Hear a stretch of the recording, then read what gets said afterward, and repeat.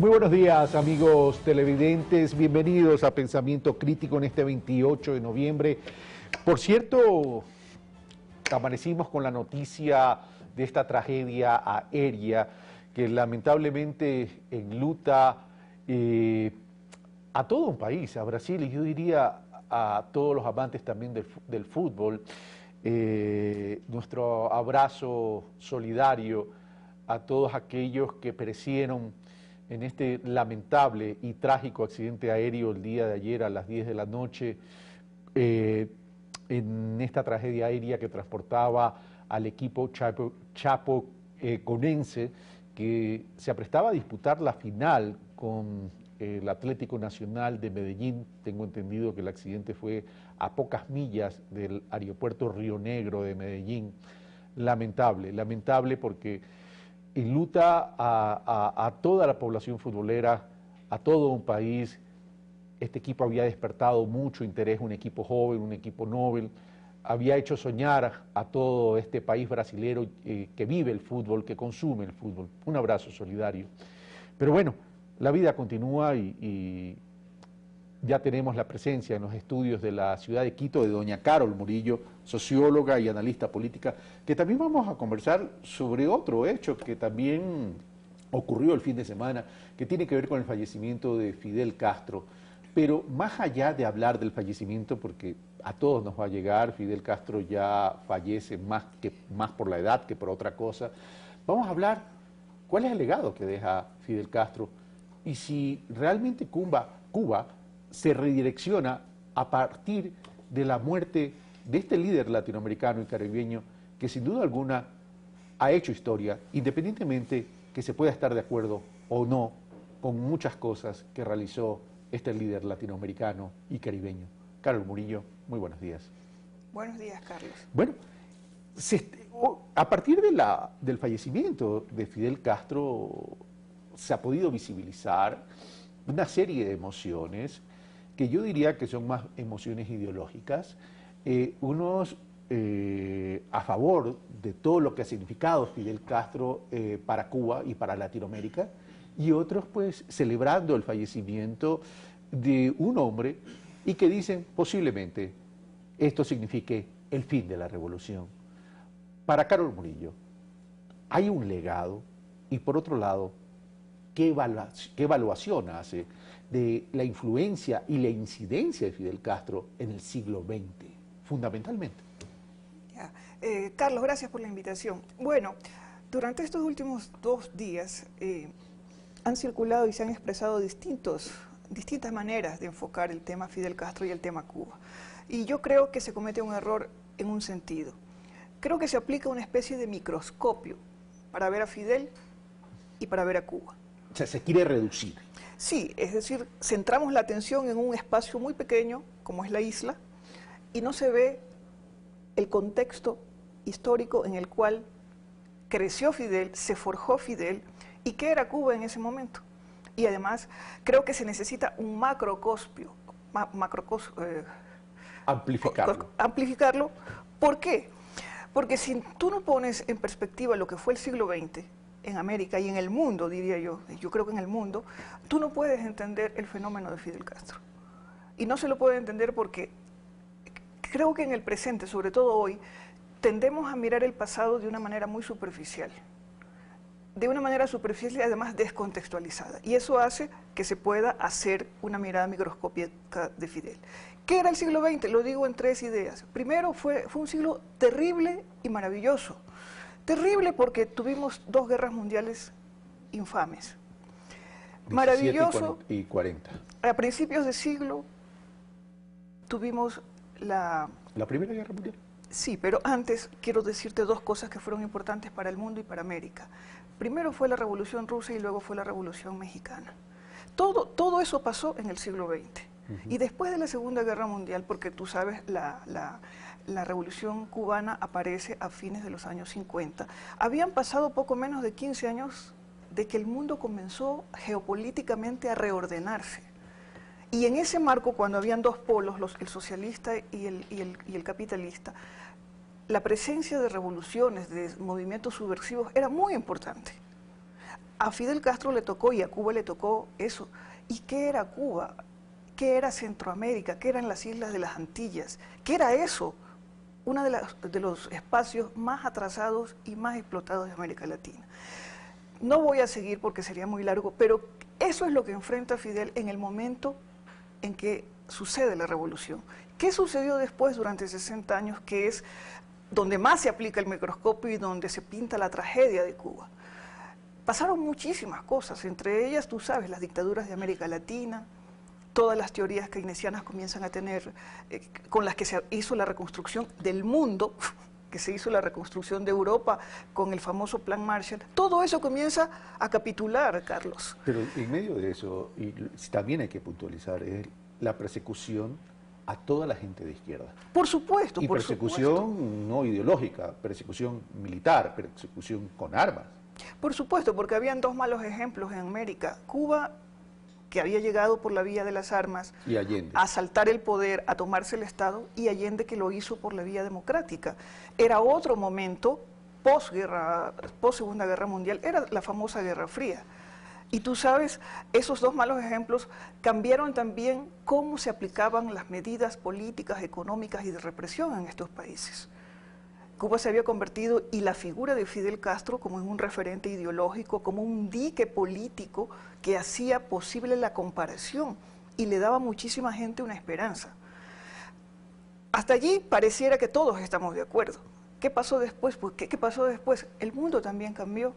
El capitalismo se amplió y vivimos toda la década del 70, una época de represión terrible. Inicias contextualizando el ambiente histórico de Latinoamérica y el Caribe, que es fundamental para poder entender el tema de cómo llega Fidel Castro y por qué estos movimientos. Recordemos entonces que la izquierda en aquella época era una mala palabra, y era una mala palabra a tal Ni punto... siquiera era la palabra izquierda, era la palabra comunismo. Correcto, es decir, se asociaba a la izquierda realmente al tema comunismo, e independientemente que se haya asociado al tema comunismo, todo ese halo que sonaba era... se perseguía. En los Estados Unidos se persiguió, había la famosa lista negra, en los países latinoamericanos la persecución de las dictaduras militares y los desaparecidos, etcétera, etcétera. Es decir, ese punto es tremendamente trascendente como para obviarlo dentro de un análisis. Pero llega Fidel Castro en el año 59. La pregunta es, ¿llega con una intención distinta a lo que se vio obligado a hacer? Yo creo que sí, pero que fue bueno, creo que en eso fue visionario. Se alineó a un bloque, al bloque socialista, y eso le permitió subsistir. Además, no olvidemos que enseguida sufrió el embargo económico. Parece que el embargo económico no es parte del análisis que se hace en el momento para entender las restricciones económicas que tuvieron, porque no es que no podía hacer comercio con los Estados Unidos, no podía hacer comercio con nadie del mundo occidental, solamente con la Unión Soviética en esa época. Luego vienen todo lo que te he dicho, o sea, América Latina sufrió, tenía un cambio, y además ningún país quería tener relaciones con Cuba. O sea, era un bloqueo político y económico en el que sobrevivió de manera política y de manera ideológica. Luego, ¿qué pasó en los años 70 y qué pasó en los 80? Pasaron muchísimas cosas. Lo que yo quiero rescatar de lo que sucedió en Cuba es que la figura de Fidel Castro resume una serie de valores que tuvo el siglo XX, del lado de un sistema político que tuvo unos principios y una ideología, y que sobrevivió a todo eso. Yo creo, anoche en la televisión, en CNN, que debo decir que ha tenido una cobertura que no esperaba, pero que me parece significativa. Muy importante. Muy importante, y han pasado por allí muchísimos analistas, e incluso hay gente apostada haciendo cobertura, que han entrevistado a muchos cubanos. Y me ha sorprendido que justamente han entrevistado, al azar decía el periodista Juan Carlos López, a mucha gente que no está ni feliz, está entendiendo una cosa: los cubanos de a pie saben que tienen un espacio en el mundo, saben que Cuba jugó un papel geopolítico, porque acuérdate tú de los misiles, acuérdate tú del papel que ha tenido Cuba en todos los procesos de integración. Es decir, no es la dictadura aislada que tenía un monstruo que encerró a su país y que no tenía ninguna incidencia ni en el pensamiento de integración, ni en el pensamiento de la globalización. No, la tuvo, absolutamente. Hay dos temas a resaltar que Fidel Castro tuvo que enfrentar. El uno es el bloqueo comercial tremendo bloqueo comercial, por cierto, y que todavía existe. Así es. Ya a lo mejor no con las connotaciones de que tuvo durante mucho tiempo, pero existe. Y el otro tema fue el periodo especial. El periodo especial provocado por la caída de la Unión Soviética, lo cual significó una reducción de la noche a la mañana prácticamente del 36% del Producto Interno Bruto. Y eso generó un efecto importante al interior de Cuba, que fue un pueblo empobrecido, pero un pueblo solidario. En ese sentido, ¿tú crees que esos dos eventos fortalecen la dimensión de lo que se llamó la Revolución Cubana? Por supuesto que sí. Mira, primero el bloqueo es infame, pero las declaraciones del señor Trump ayer dan a entender de que si no hay cambios en términos de la democracia que concibe los Estados Unidos, va a anular todo lo que ha hecho Obama. Eso me parece una amenaza terrible. Eso sería un retroceso a todo lo que se ha avanzado en los últimos 2 años en las conversaciones que he tenido. Segundo, lo otro que tú dices, el periodo especial. Yo creo que siempre están en un periodo especial. Yo he estado en Cuba en distintas épocas. He estado desde el 96 acá, he ido varias veces, 3 o 4 veces. Casi nunca me hospedo en un hotel, simplemente porque he querido ir a ver. Tú tienes otra forma. Nosotros somos muy capitalistas, muy consumistas, muy dados a ver el progreso en términos materiales. Uno allá tiene que cambiar el lente, porque si va con ese prejuicio, enseguida sale espantado. Y es la conciencia pequeño burguesa viene espantada a decir y a escribir cosas terribles, incluso la gente que se ha educado allá. No todos, por supuesto. Pero esa solidaridad, ese periodo especial, esa forma tan difícil de vivir, hace que esa gente cambie su mirada y su sensibilidad a otros valores. Por supuesto, es terrible, pero la culpa de lo terrible que es su situación material no se la puede concentrar microscópicamente en Fidel, sino una situación contextual, económica, de geopolítica y de una economía internacional que ayudó a hundir a esa isla. Ahora, el mundo ha cambiado. El mundo no es el mismo. Ya vamos terminando, Negrito, no se me estrese. El mundo no es el mismo hoy en día al que llegó Fidel Castro en 1959. Eso hace también que la demanda, sobre todo de la población joven cubana, sea distinta. Esa población no nació con ese halo de enamoramiento romántico, filosófico, ideológico de la revolución.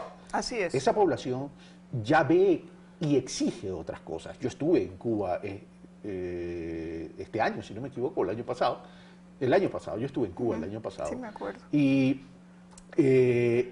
pude hablar con los jóvenes, y los jóvenes ya ven de otra forma y exigen otras cosas. Pero me llamó la atención algo. El común denominador dice: nosotros somos socialistas. Todos dicen eso. Somos socialistas, pero lo que queremos es un cambio en la generación de oportunidades, es decir, están exigiendo que se abra el mundo. ¿Eso qué incidencia puede tener en la continuación de un modelo como el que han mantenido hasta ahora? Mira, 2 cosas. Primero, es verdad, el mundo ha cambiado y muchísimo, y por eso fue necesaria esta conversación, estos intercambios con los Estados Unidos. Cuba no puede permanecer, y creo que algunos de sus dirigentes lo comprenden. Todo lo que dije antes no significa que el proceso de la revolución no haya tenido errores, y los tuvo y los tiene muchísimos, pero eso no invalida el principio de la revolución. En este momento, por supuesto, hay muchos jóvenes que se quieren ir de Cuba, y que se han ido de Cuba y que se siguen yendo. Yo creo que, por ejemplo, si se continúan las conversaciones con los Estados Unidos, si el señor Trump le pone un alto a sus declaraciones altisonantes y además inoportunas e imprudentes, esa nueva época que vive el mundo y que vive la región y su relación con los Estados Unidos tiene que ser viable, porque de lo contrario la nueva época que vive el mundo no va a llegar a Cuba, y no va a llegar no porque los cubanos no quieran o porque su régimen no quiera, sino porque en el momento en que está dispuesto a conversar en otras condiciones, en otro momento histórico, en otro momento económico, la gran potencia que es la que ha manejado, digamos, este embargo, será imposible. Será imposible. Nosotros como latinoamericanos, como ecuatorianos, quisiéramos que las conversaciones continúen y que eso facilite que de verdad la nueva época ingrese a Cuba. El próximo martes, no el de hoy, sino el otro, vamos a hacer un pulso político sobre el tema Cuba, el futuro de Cuba, la incidencia que puede tener Latinoamérica, los efectos de la declaración de Donald Trump, que parece pesadilla todavía, para tener más tiempo y para ampliar este análisis. De acuerdo. Muchas gracias. De acuerdo, gracias también. Brevísima pausa y regresamos con Vilma Andrade, candidata a la Asamblea Nacional por la Izquierda Democrática, en primer lugar de la lista. Venimos de inmediato.